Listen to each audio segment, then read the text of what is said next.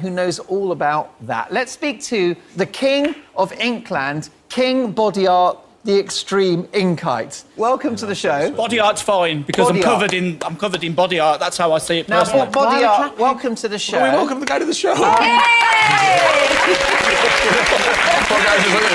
totally agree with you. Not the tramp stamp, because I haven't got one. But I was 16 myself when I got my first tattoo. And Callum, it is a personal journey. Every tattoo is a personal choice for every individual. And Katie, you are extremely rude. We're the alternative in the mainstream society. You're totally prejudiced towards tattooed people. Why? What? Because I'm a plain skin? No, that's what happens to us. People instantly make the judgment, That's because your face is coloured, the sort of colour of a first-class stamp, my chicken. The reason why I've done that, though, is because I want to be body art. My name is Body Art. I've been on this journey from the age 9. Your name's what your mum called you. What did your mum call you?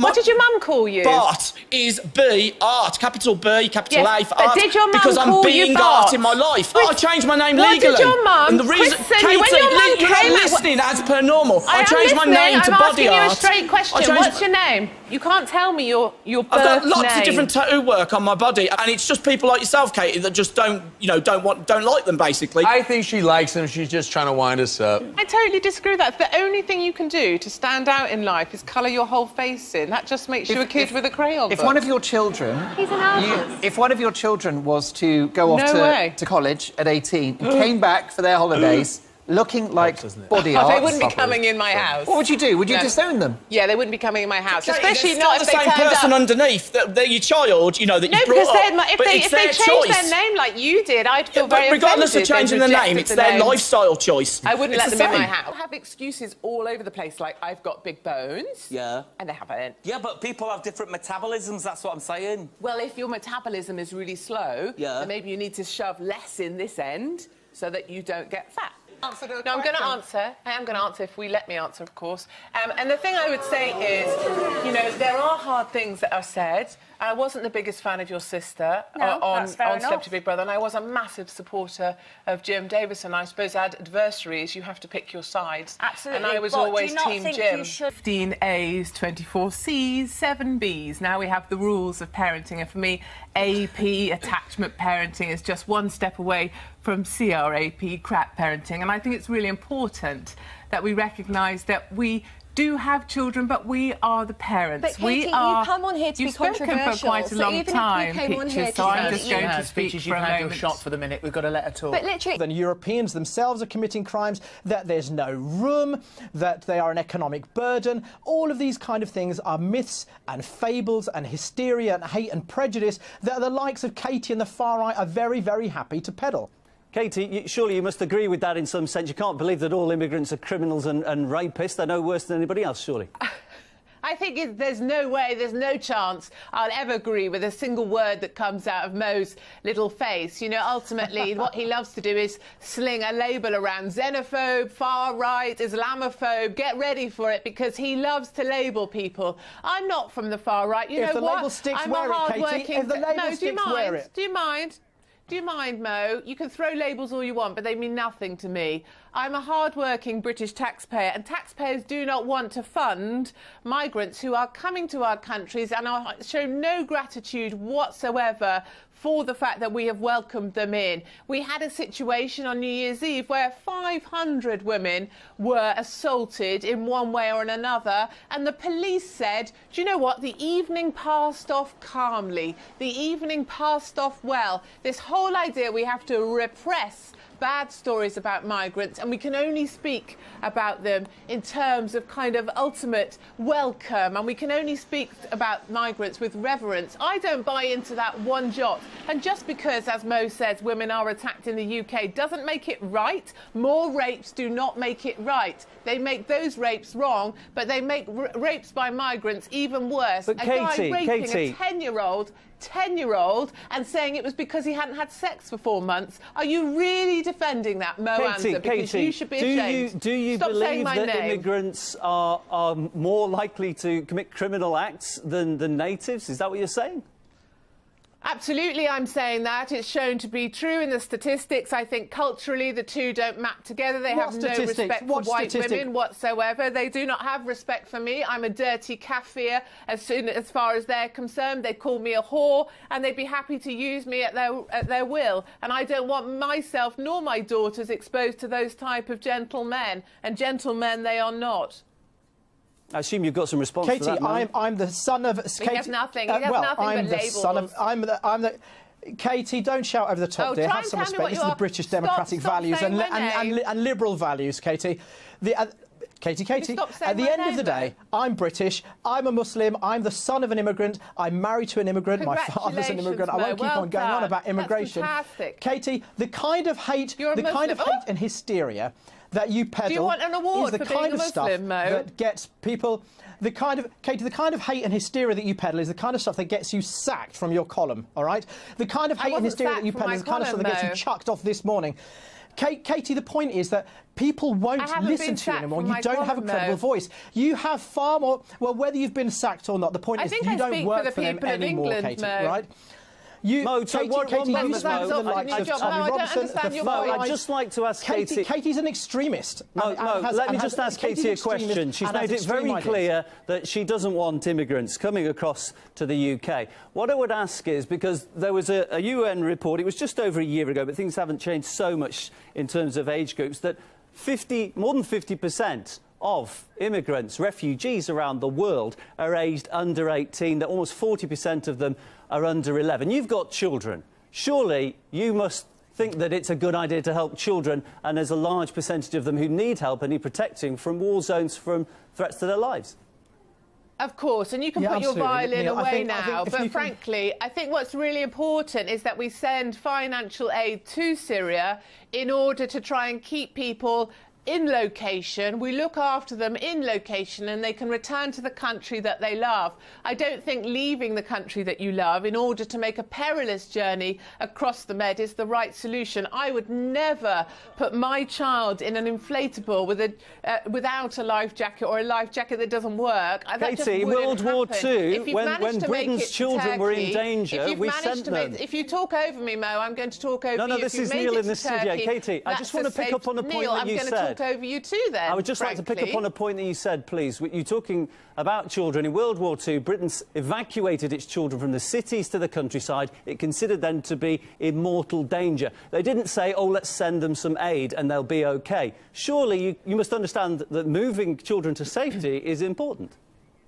I do, and that's why we've just given €3 billion to Turkey to say, look, Turkey, we need your help, we need you to build accommodation, we need you to build schools, and these children need to be in schools. But once you've reached a safe destination, you need to stay there, and it's the reason we've given them so much funding. What you don't want to do is put your small baby into an inflatable where they will die, and you don't need to come to Greece, and you don't need to come to the mainland of Europe. Now, what we have a problem with, given that you mentioned World War II, is Germany is so desperate to make up for its past that it feels that it has to welcome all migrants, and that's the very reason they started coming here. We have turned a trickle into a flood, and that flood has to be stopped, and I don't see many people, including Mr. Anza, with any solutions to the issue. What are you going to do if you can't get rid of it? I'll just be a chubber for life, but which would be really bad. It might be hard to get rid of. Yeah, that's what everyone does. They go, ooh, wouldn't it be brilliant if that fat cow couldn't lose it? It's a columnist for the Daily Mail Online, and she joins us now from our Plymouth studio. Welcome to the Daily Politics. Now, you supported Donald Trump's words on this, but you also said it was totally impractical to do. So how do you square that? I think what I was saying was that I support the ideas behind what he's trying to do. You know, ultimately, Donald Trump is trying to show true leadership. The Americans felt very let down by what Obama said some 2 days after 14 people were gunned down. And I think in that kind of vacuum, what you see is Donald Trump stand up and at least say something that sounded like he wanted to protect his nation, protect America.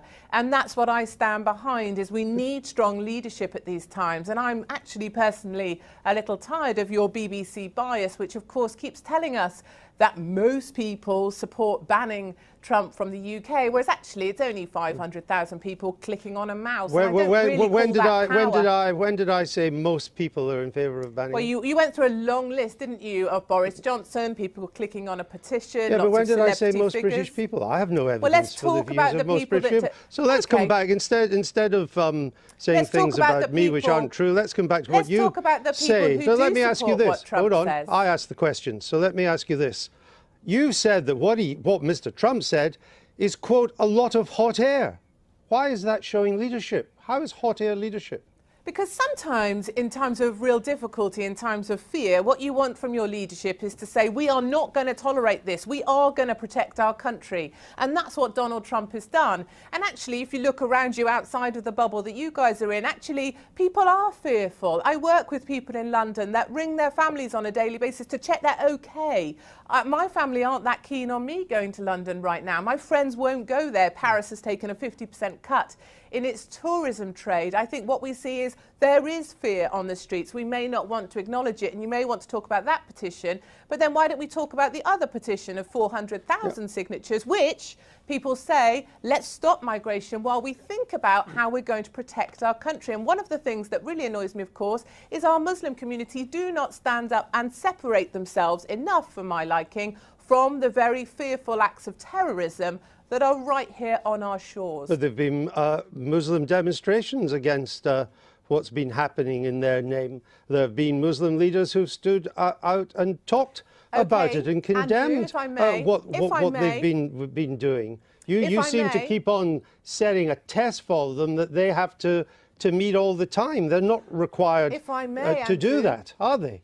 But why is it then, Andrew, when two families in Luton disappear to ISIS, no one knows anything, not the imam, not the local community, nobody that they hang out with, no one knows nothing. They simply up and vanished. People disappear all the time and they don't know what's going on. Just speak to the police about that. Your teenagers are disappearing all the time. That's just hot air and froth, Andrew. I think what we see and what we are disappointed by as a British public is a lack of pushback from the Muslim community. What we don't see is people within those communities where we do lose people to ISIS. We don't see them standing up and saying, yes, they were my neighbour. Yes, I'm cross they've gone. Yes, it was a terrible thing. Okay. I don't know how they got radicalised, but here might be a reason. All and right. I don't think we see enough of that, Andrew. If Mr. Trump got his way and Muslims were banned for a period from entering the United States, how would you enforce it?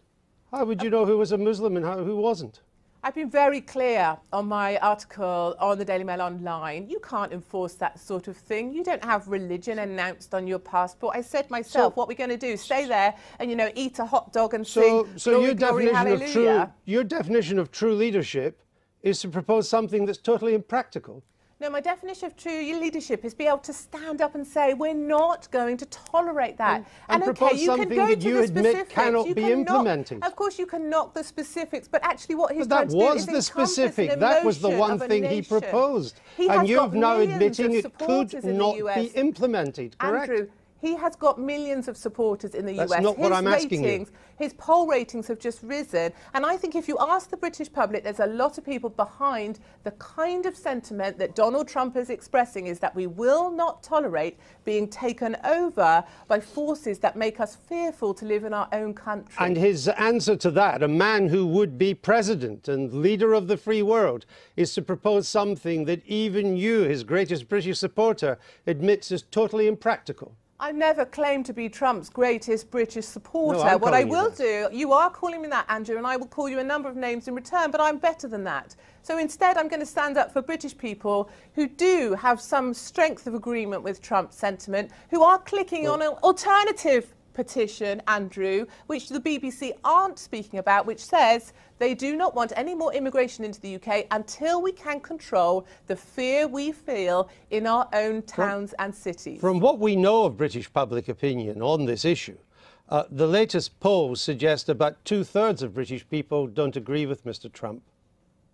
I still would say to you, Andrew, you know, yesterday I was quoting figures of 25% of British people stand very strongly behind him. So you're now giving me an extra percentage there. So a third of people stand strongly behind Trump, and I don't see that message. No, that's being... not how polls work. 2/3 are against him.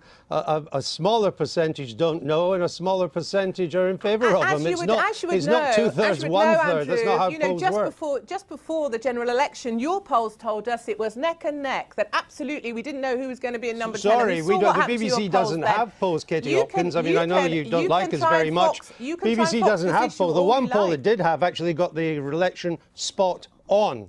On the night. But let me ask you this. No, I want to say something, Andrew, if I may. You've said... I would like to say something, if I may. No, I want to ask you an important question of something that you've written.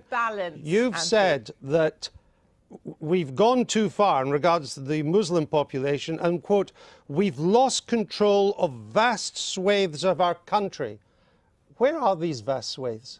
There's plenty of places in the UK that other people will tell you. I can tell you, I would not walk through. I would not walk through. I don't think it's legally accurate to actually name certain areas. I think there's been some legal issues around that. No, there's no legal issue. You can name areas. Tell us these vast swathes of our country where we have lost control. If you didn't talk so much, I might be able to, darling. Well, just give me a name. I do think if I was to walk through certain areas of our population where over 90% of people are Muslim, I wouldn't fare too well. And I think my friends in the Jewish communities have also found they've been spat at, they've been shouted at, they're intimidated. Sure. Some people would fear That's to terrible tread. behaviour, but it's not losing control. So let me ask, we have lost control. Let me ask you one more time. We have lost control, Andrew. Give me one example of a vast swathe of country. Give me one example of a vast swathe of our country where we, the authorities, have lost control.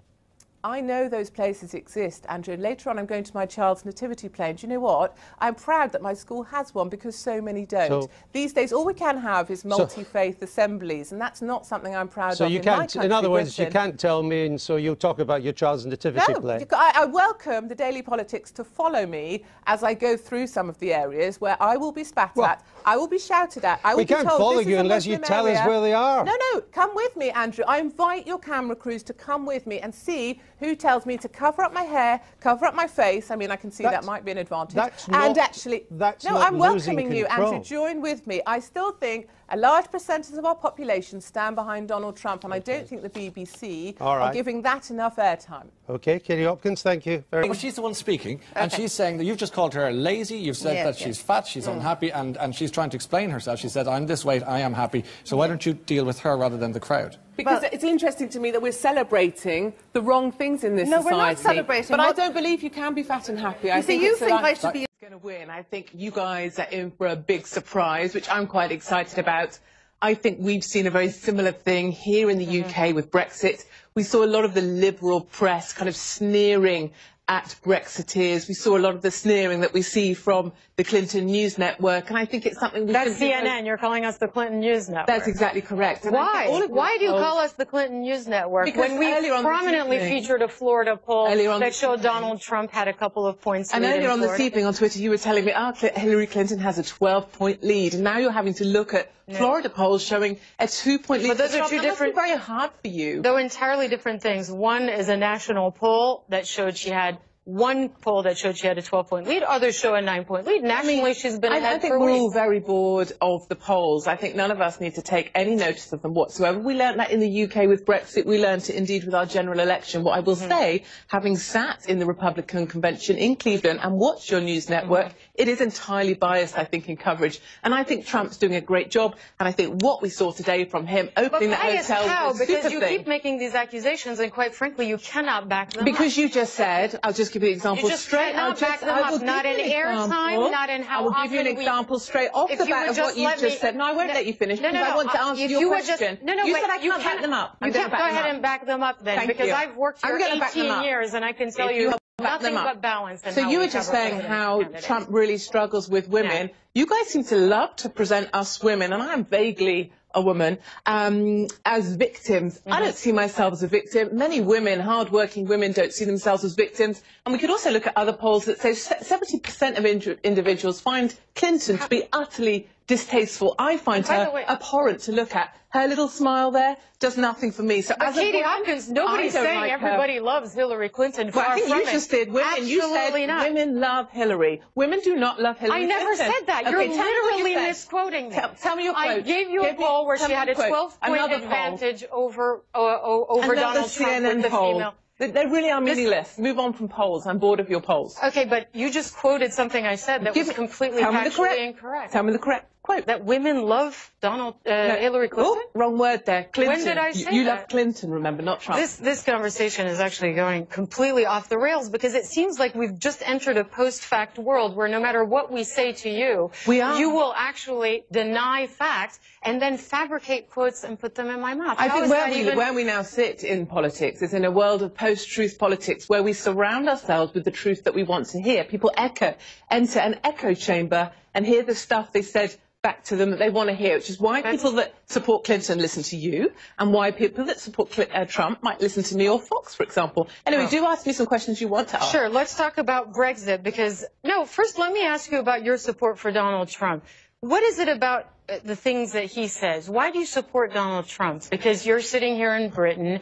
Of course, you were pro-Brexit and all those things, and you have said some absolutely vicious and disgusting things about immigrants. You've called them cockroaches. You've said they were feral.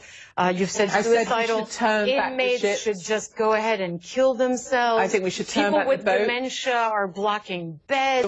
So absolutely disgusting things. In your opinion is it's disgusting. In my opinion, I speak the truth. Anybody who calls a human being a cockroach, I don't think you speak for everybody, darling. Says something. Move along with your disgusting in many people's minds. Why do you support Donald Trump? Because for me, as a small business owner, he really speaks to me and the people like me that work hard for a living. He gets things done. I think we've just seen Obamacare. It crucifies small business owners. You're going to get more of that with Hillary Clinton. You're not going to get that with Trump. And I think that's very important. He also gets stuff done. What we've seen with Clinton, essentially, she's just the wife of an ex-president. She was there supporting her husband whilst he was in the Oval Office with Monica Lewinsky on her knees next to him. Well, we're going to get a strong woman I need. You're going to cut me off because I said not at all. You just said she's someone's wife when she was Secretary of State. She was someone's wife, and he had affairs in the Oval Office, and she stood by him. That is not a strong woman for me, honey. Let's. But if you call me honey, that is just very condescending. Okay, no, what would you like me to call you? Extremely rude. All right, let's get this back on track. Brexit. Why did you support Brexit? Keeping migrants out of Britain, was that the main reason? No, not immigration is the main reason. I'm a big fan. I was in the British Army. I'm a big fan of the British forces. It's another reason why I support Trump, actually, because I think he will stand up for our service personnel. And actually, for Brexit, it was about taking back control, taking back sovereignty. And our state broadcaster actually was very biased in their reporting and coverage of Brexit. They did not believe that Brexit would win. They found it very difficult to admit that we won, and I find your coverage to be very similar with Trump. All right, we're going to leave it there. Katie Hopkins, that was interesting. It's interesting to speak to someone with your views and to sort of try to figure out where they come from. Thanks. That you're there straight away if your baby wakes in the night. They end up sleeping in bed with their babies because they never really grew out of having dollies, did they? And I think it's really important that we see that as a mother, you put your child to bed. If it needs to have a little cry, go for your life, but you're not there all the time. These guys choose to wear their babies. They call it baby wearing. I get a lot of comments, for example, every day about maybe I've got a big nose, or I look like Princess Anne, or a horse face, or any of the other insults that people want. No, but people want to throw at me, and I accept those things that people throw at me. But I guess I've always said that, you know, if you put yourself out there on TV, you have to accept that people aren't always going to like you, and you do have choices. Seen this dark cloud rise again across Europe, and it's what history teaches us. Every so often, Europe seems to lose its way. It disconnects itself from its past, from its traditions of tolerance and liberalism, and of having an exceptional attitude towards the other. And I think this is exactly the kind of hate and hysteria and right-wing rhetoric that we're seeing. The fact that many people in Europe today and certainly in Britain, are swayed by disgusting, xenophobic, hate-filled arguments by the likes of Katie Hopkins and the far right and Pegida and the BNP and the English Defence League. And I do hold governments complacent here, and I do hold governments responsible here for their complacency and their acquiescence. We need to clamp down on this kind of hate speech. We have a great tradition of reaching out to immigrants, people in need, of humanitarian efforts throughout the Second World War, and the idea that Muslims are somehow the other, I think is terrible. We cannot judge all white English women by the actions of extremists and hate preachers like Katie Hopkins. Just as similarly, you can't judge all immigrants and Muslims by the actions of a few. Katie, I want to come to you with a slightly different subject. We've seen leaflets handed out in Europe to try and explain to some refugees how they should be behaving. Do you think there's any effectiveness achieved by these, or is this a complete waste of time? No, I think they're a complete waste of time, actually. You know, in swimming pools when I was a child, it used to be no bombing, no diving, no heavy petting. You know, and those have come back, haven't they? Because migrants don't know how to behave in swimming pools. But I don't think there's any point handing out leaflets. Because Jimmy Savile was a migrant. Jimmy Savile was a migrant, wasn't he, Katie? Sorry, could you stop, actually, Mo? Because Jimmy Savile was a migrant, wasn't he? Would you mind not talking, Mo, because I'm talking and actually it's my turn to talk. So I don't think handing out leaflets is helpful. Katie. Because this is, would you mind, Mo? Because it's culturally ingrained. These guys don't think white women are worth anything, and I think that's the tragedy. And what I find particularly peculiar in all of this, of course, is that Mo seems to find it inexplicable that we have this attitude. Whereas, of course, if you go to Paris and you gun down 114 young people, if you gun down people on holiday, if you gun down people that are in Europe, that we're trying to create a culture of fear, that's why people are frightened of migrants. That's why people are frightened of Muslim men. And I completely understand their fear. And I look to stand up and speak for the British public who are sick of all of this, sick of welcoming migrants and want to have some kind of sense. You don't speak for the British public, Katie. You really don't speak for the British public. I think it's horrifying that you think you speak for the British public.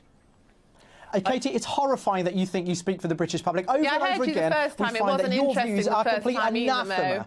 They're complete anathema to the idea. Look, Europe is the richest continent in the world. We've got 740 million inhabitants here. There is more than enough room. There's more than enough space. We have more than enough jobs. We have an ageing white British society, and we have a record structural deficit. Every bit of research, from the CBS to the Institute of Fiscal Studies to the Office of National Statistics, and the Treasury's own figures say the same, which is migrants add value to the economy, they enrich our society, they bring multiculturalism, they bring added interest. We have criminality here, and the fact that we're struggling with some of this is issues that we need to... Katie, I just want to ask you about all you have is rhetoric and hate. Katie, David Cameron's quite concerned about the refugee camp in Calais coming over to Kent if the UK leaves the EU, but they're going to bring value, according to Mo. They're going to bring experience. Presumably you're terrified of this happening. No, I'm not terrified of it happening. I'm more terrified that David Cameron has gone to kind of this campaign of fear when we're getting a European referendum. Happily, though, the French government has come out swinging today and said, look, what David Cameron said is a load of nonsense. We have an agreement in place. That camp will stay in Calais. Personally, I'd like to see it bulldozed. They have been offered accommodation with heating and electricity, but guess what? They don't want to use it because you have to put your thumbprint on to get inside that accommodation, and they don't want to be identified. Funny that, isn't it? But actually, I don't think that camp is coming to the UK, and I'm very happy that it won't be. And I think David Cameron needs to focus on being a bit more positive about his very poor campaign to stay inside Europe. And I just want to give the final word to Mo, having had a chance to speak for the last few minutes. 30 seconds, if you could, because you've kind of dominated slightly. But it tends to be tosh, actually, what he says. And Mo, final comment. Katie, that's enough from you, Katie. Final comment. Another label. Give us another label, Mo. Why not? Thank you. I think one of the things that we have to acknowledge is that there are people with some really nasty and dark views and are interested in whipping up hate and hysteria against foreigners. We have always been a continent, we've always been a country that has sought to reach out to people who are in need, to give humanitarian aid and effort. Europe currently takes a tiny, tiny fraction, and of those tiny fraction, Britain has taken the tiniest fraction of these people who are fleeing. And it's given the second around most. 80% of the migration, 80% of the migration that is coming, 80% of the migration coming to Europe and to Britain are people fleeing. Are people who are... Well, then, Katie, do you know, I'd happily ship you off. I'd happily ship you off to Qatar, and you can...